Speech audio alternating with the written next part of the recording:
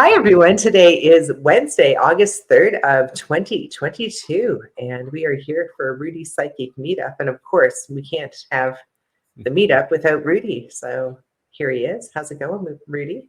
Hey Sam, going great. Glad to be back after the month hiatus. And I tell you, I don't know where the month went. I know when I leave my day job, I'm not going to have a problem keeping busy. That's for darn sure. Well, I'm glad that it turned out that the day that we both thought would be the best day Yeah. for you to take a break, you were able to help Teresa. So that went well. Yeah, it went really well. All the audio, video, sound setup went great. We didn't have any issues. So yeah, we kind of have that. We have our routine set now, so it's getting better. So for sure. Right on. Well, don't hesitate in the promo room, Teresa's info every once in a while because we do have new members who come in from time to time. That's right. I know we've had a few folks do sessions with her and reach out to her and have had some good feedback. And we get a few repeats. So, yeah, definitely we'll put her information there at some point. So, Right all on. right.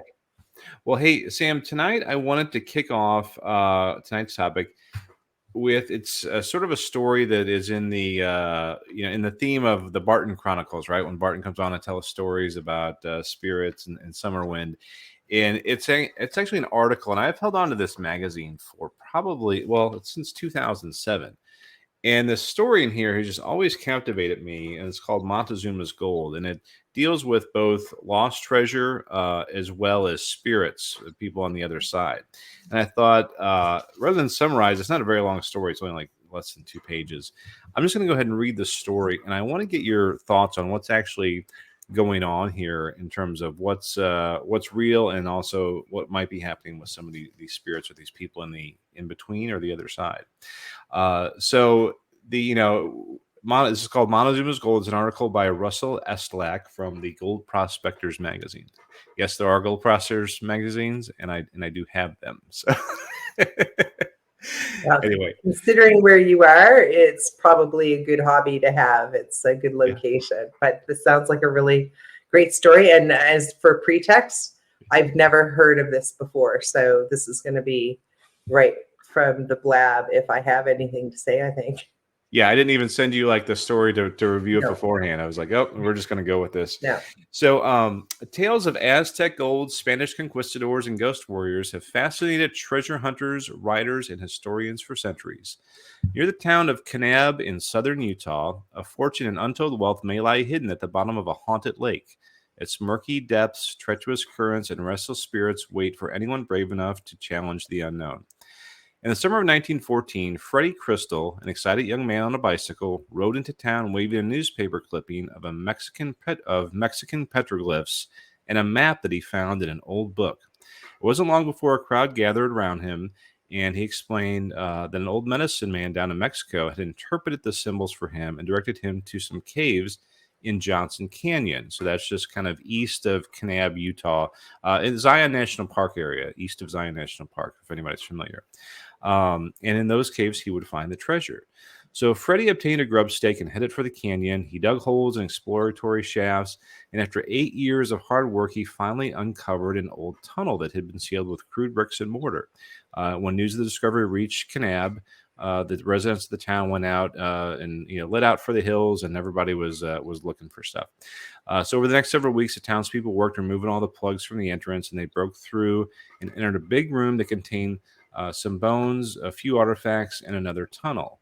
At the end of the second tunnel, they found a room with a sacrificial altar and a handful of pre-Columbian artifacts, and a large human skeleton propped up sitting in a position against the wall. They searched the caves for more than a year, but they came up empty-handed. Freddie left the area and headed back to Mexico. 2 years later, he returned to Kanab with more detailed maps and information. Treasure fever gripped the town, and once again, a large base camp was established in Johnson Canyon. Again, this area is just west of Kanab, Utah. After 2 years of frantic searching, there was still no gold. Freddie spent long hours poring over the maps. One morning, he announced that he had made a mistake. They were looking in the wrong place. The treasure was hidden in Angel Canyon, not Johnson Canyon. So this is an area just north of Kanab, Utah. With their dreams shattered, the good people of Kanab packed their gear and trudged back to town. Every now and then, someone would go back to Johnson Canyon and search for treasure. But as far as most people in the county were concerned, the issue of Montezuma's gold was as dead as Montezuma himself. And Sam, real quick, I'm going to take show folks the screen, actually show you where it's at on the map, if I can remember how to screen share. So Sam, from that story, let me just pause there. Anything interesting coming through? It was one of those they ruin everything moments. Remember I told you that once I flipped the switch on my abilities, it used to happen once in a while when I was in my younger years. But once I started working as a medium, it started happening all the time. I can barely watch a show or it doesn't matter if it's a real one or like a documentary type or but it's more so like the fantasy ones. Okay.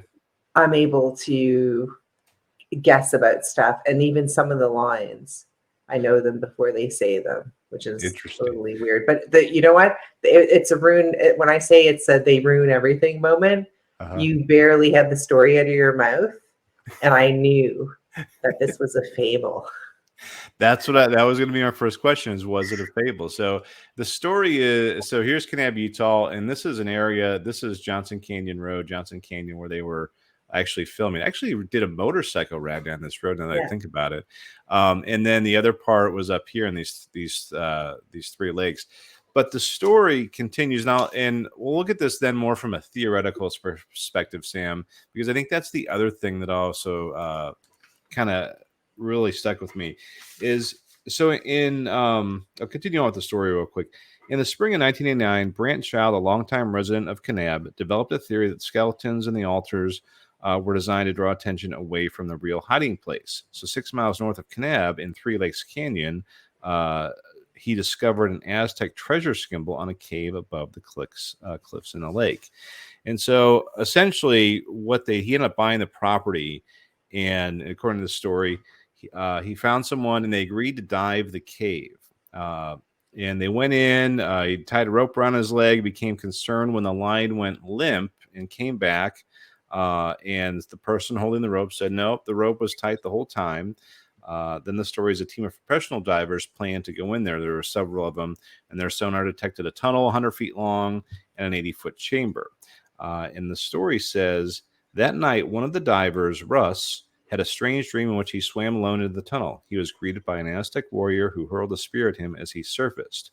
Now, it turns out Russ made the first dive of the day, and in the early morning, he was 60 feet into the tunnel when he started screaming to his intercom, "Get me out, get me out. There's an eerie figure all around. There's eerie figures all around me, and I'm being choked. I can't breathe. Get me out."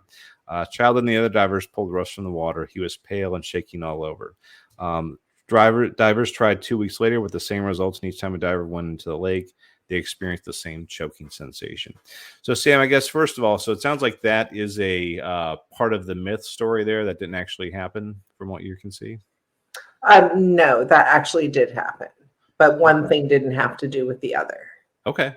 Yeah. And so it wasn't like spirits making them with that choking feeling or anything then? Oh no, it was. Okay. Oh, all right. So yeah, no, it was just haunted. So there's a haunted cave. What was there any treasure in that cave?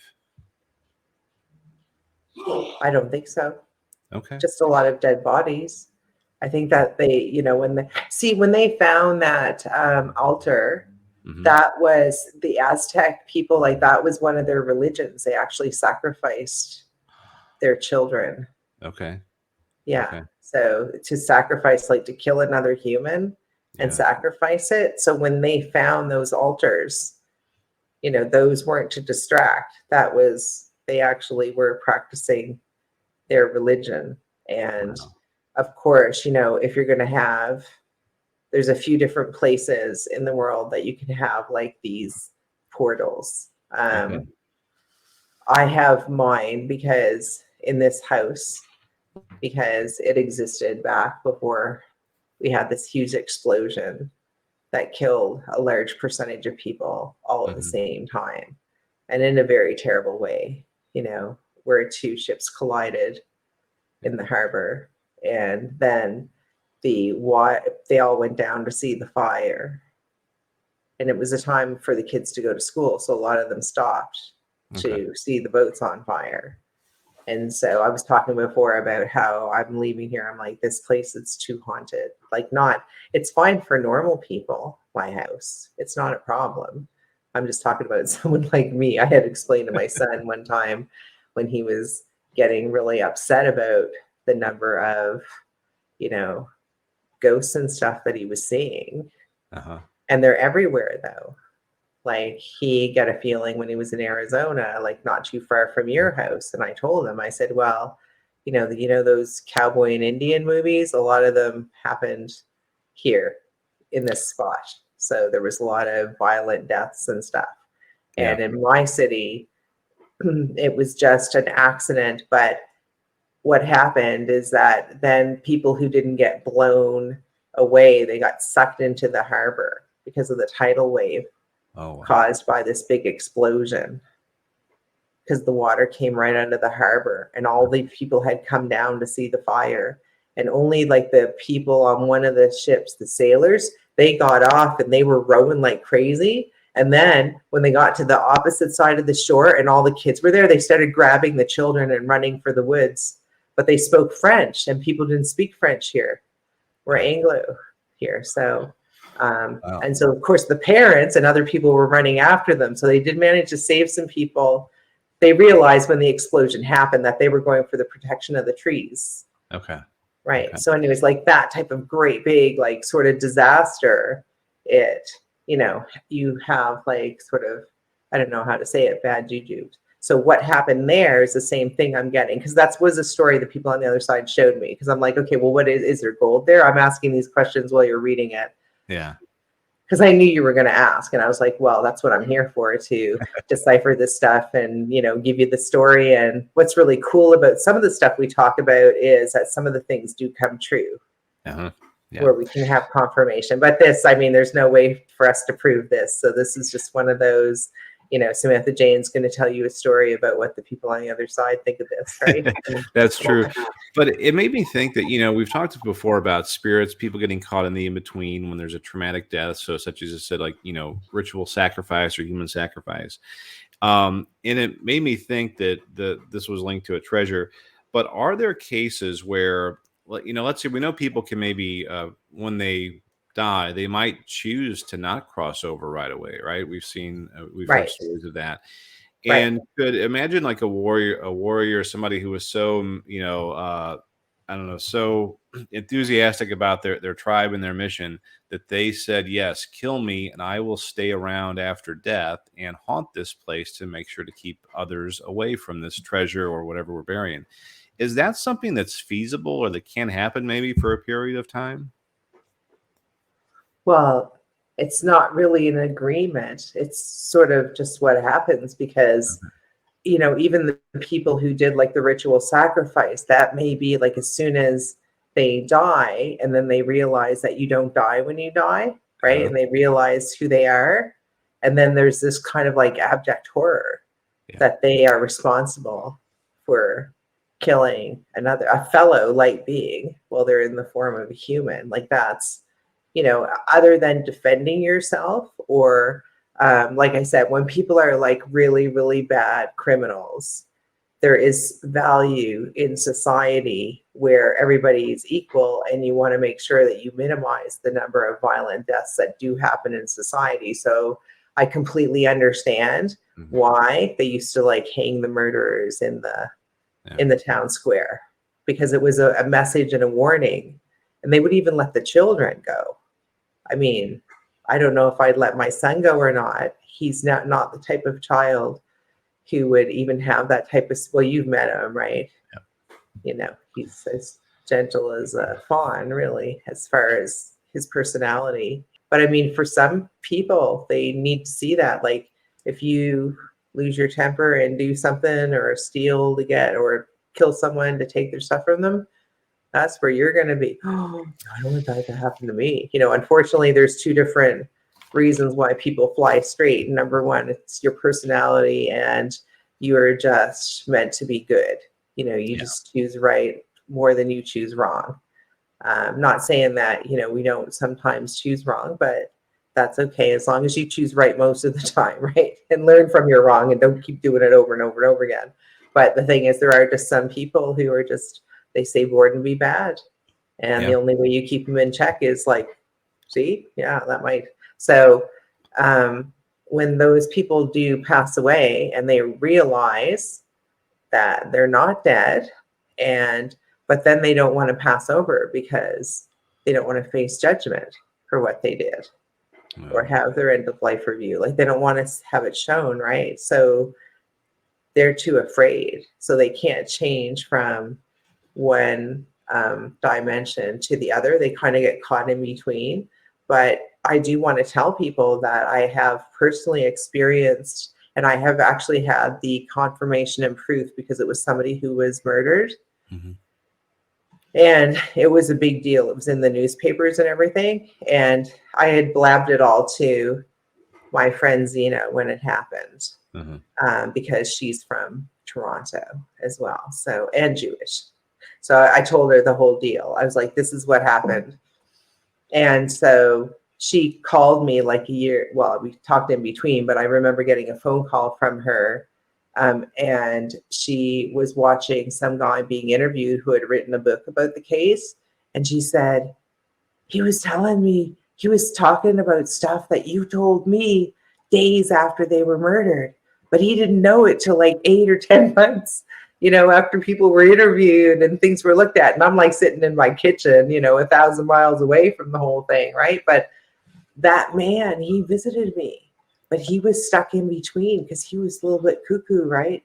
Okay. And that was another reason, a little bit deranged. Like he just was confused and everything, kind of creepy, And I don't normally turn to my husband and go, yeah, there's some man here. That man is here and he's really creepy. Normally I don't say anything, right?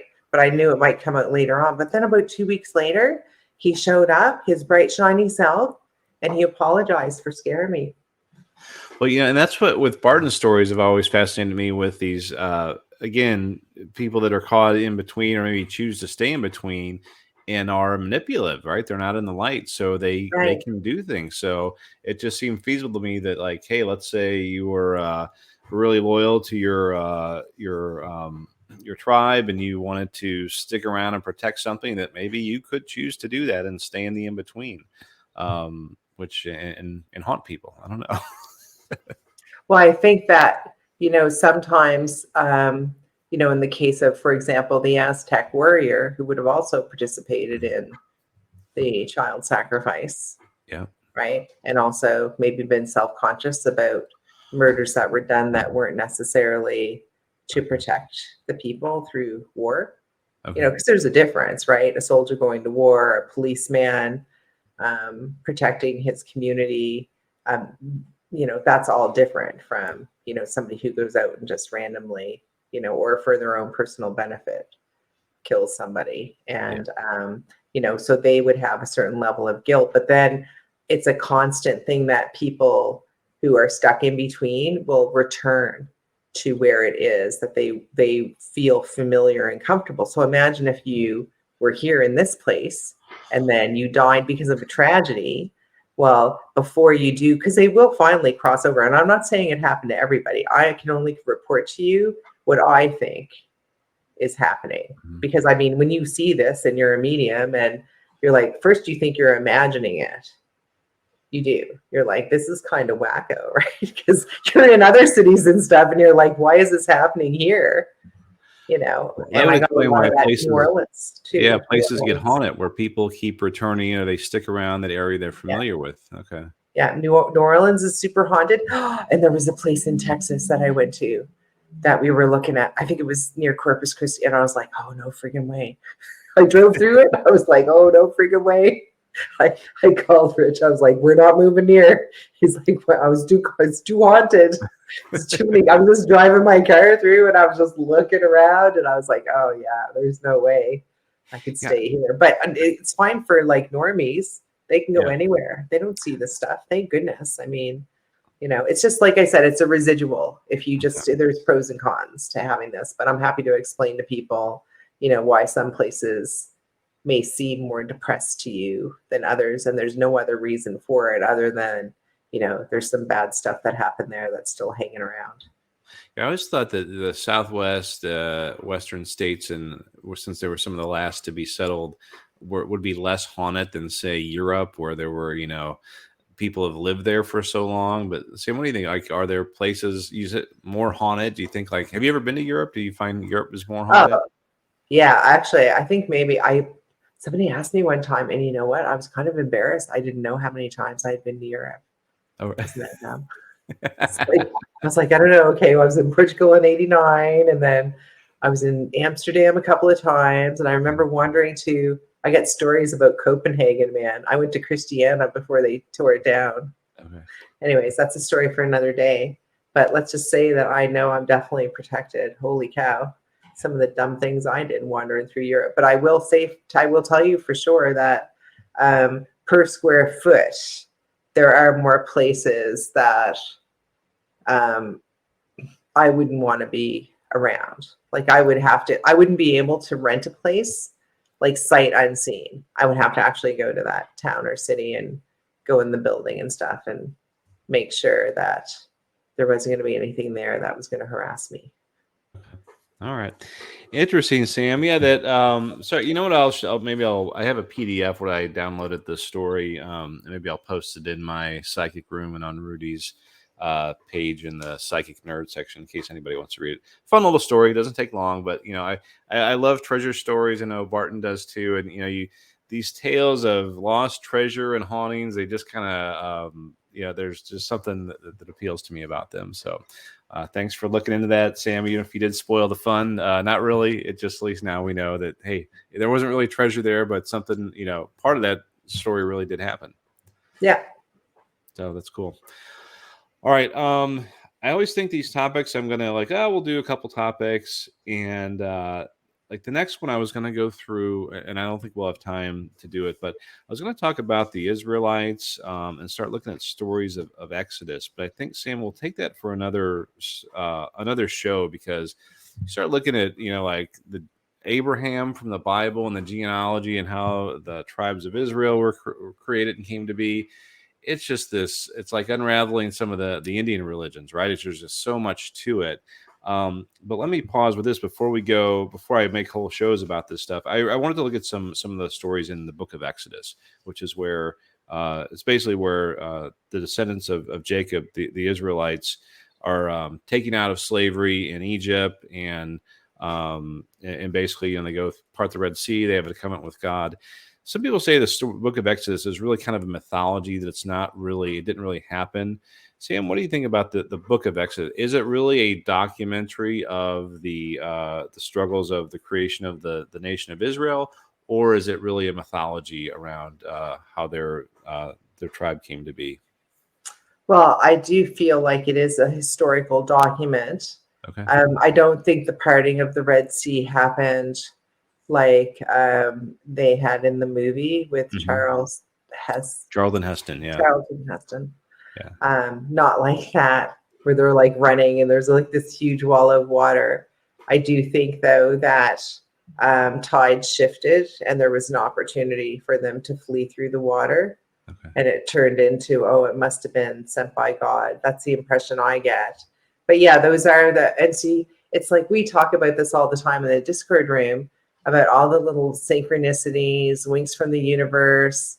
And something that both Spencer and I have been going through a lot lately is that we'll either like look at a word, like the other day when we were in the market, how they have, they have food there, they have baked goods, they have tourist stuff. You can get, also they have like the gift bar where you can get clothes and shoes. So you kind of get everybody there from all over the place. So there were these little placard things with people's names on them, because some of the tourists come through and they're like, and so Spencer said, Mom, the second I was looking at the name Lisa, somebody shouted from the other side of the market really loud, is there a Lisa here? So that kind of stuff where you're like, okay, that's really weird, because every single piece of real estate on the inside of this building is covered with something. If it doesn't have an item that's for sale, it's got a sign with information. You know what I mean? It's like they've just got everything there. Actually The had on synchronicities where you're seeing stuff, or you're paying attention to something, or you're for some reason you're drawn to something. or you say it and then someone on the TV says it 10 seconds later. Exactly, like the whole sentence. Yeah. And you might be just talking about something else, but the guy's on the news talking about another subject, but says like the same sentence because it fits with that sort of situation as well as the one you're talking about. That happened to me one time. It was like a full sentence of like 5 or 6 words, and then the guy on the news said it, and my husband just looked at me. I'm thinking, oh, please don't divorce me. I know this is getting weird. It was early days with Sam Jam, and there was a lot of, stuff going on. But anyways, yeah. All right, cool. I know a lot of people on here have that happen to them as well. So I just wanted to let you know that, as weird as it can seem, it is completely normal. Yeah, I've been noticing that little synchronicities lately, like seeing a number 333 is a number that I always pay attention to for some reason. And then, just like I'll look at my phone and something happens, or the price of something. So anyway, all right. Well, Sam, thanks for that. We'll have some interesting topics coming up then around the Israelites, because I do want to explore more about why they are such protected or such special people. As you've said many times. So yeah, I'd like to explore that as well. So the more stories you can present about that, maybe we can get to the bottom of it. Yeah, for sure. So, all right. Next, our first question, actually, with 9 upvotes, comes from Dale. Dale says, "Hi, Sam and Rudy." Or I'll wait till you highlight it. There we go. Dale says, "Hi, Sam and Rudy. If I were a betting man, I would say there's a 99% chance for President Trump to return sometime near the upcoming November midterm elections, or possibly sooner. What are your thoughts? Thank you." Oh, no. Things have to go much further into the toilet. Okay. More people have to lose their jobs.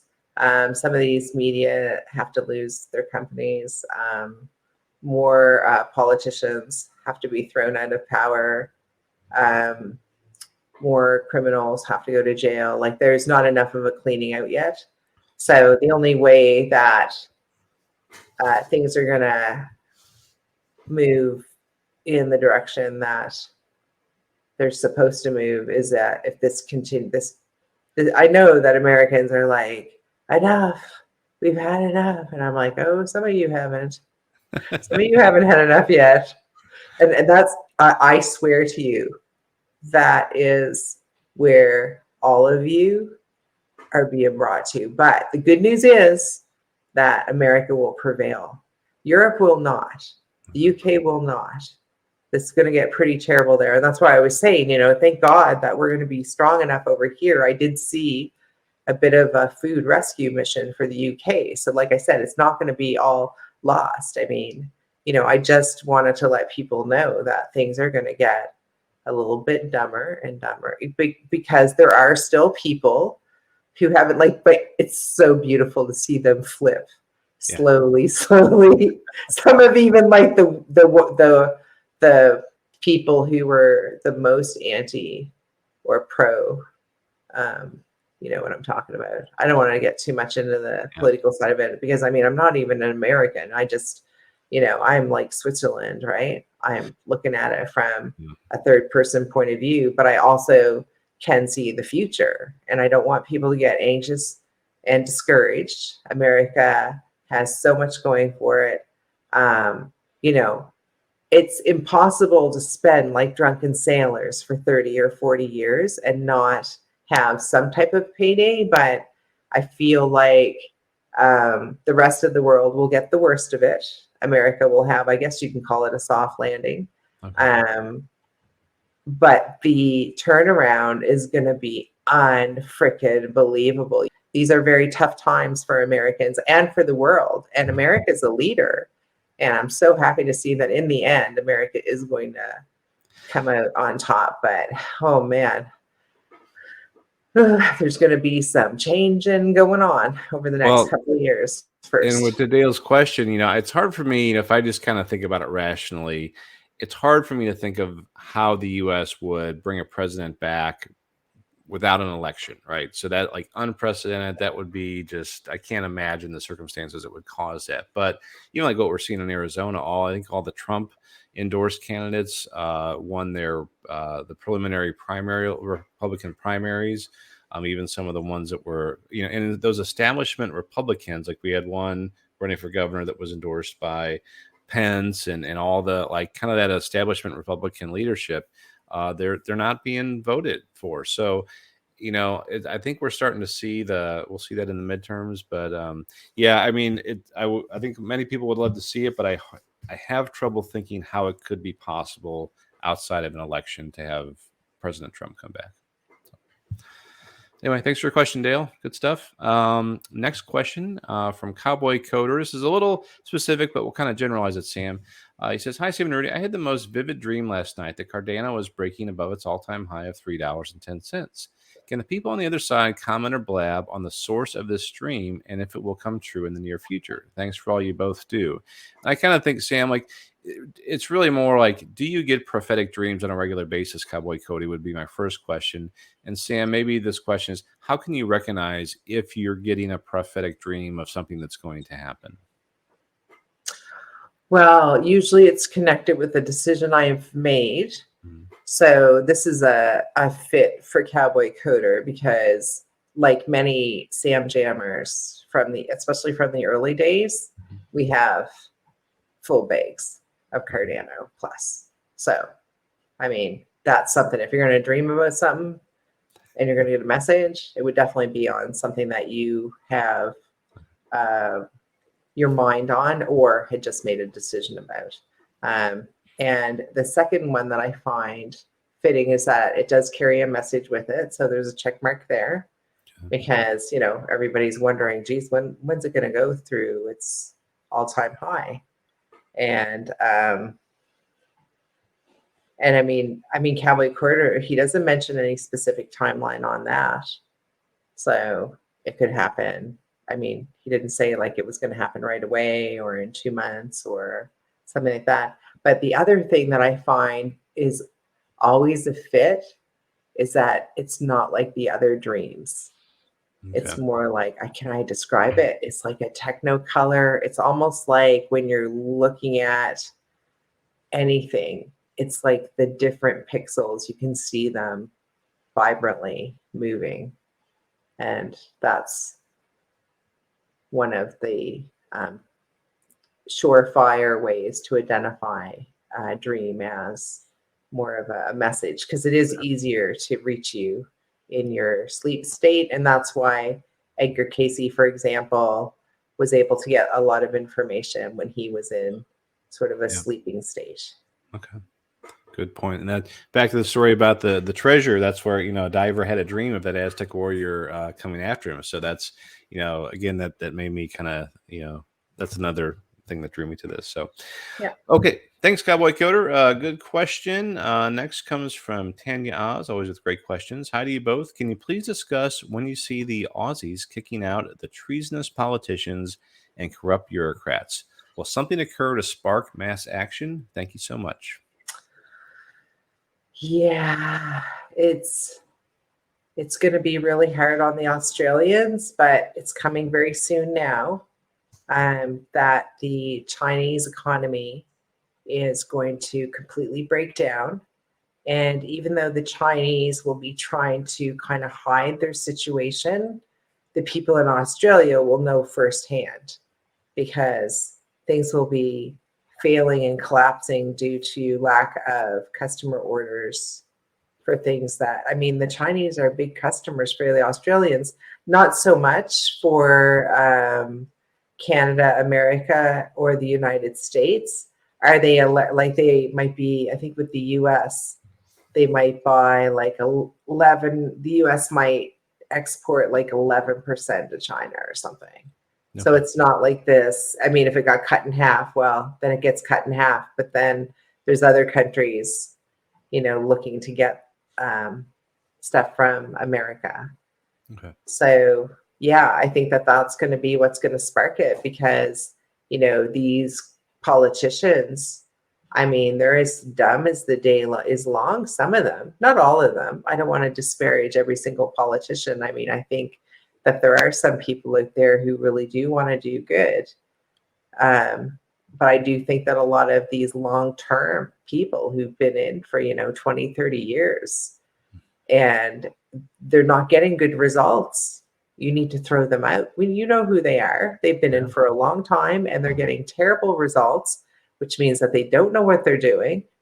But unfortunately, it has to be really tough economic times to get people upset that they have somebody who, puts their attention onto the wrong things. And then that's going to be their undoing. And then even the media will turn against them. And that's a lost cause once the media turns against them. Yeah, because right now the media seems to prop up the establishment people and anybody from the outside gets painted as a kook or a wacko.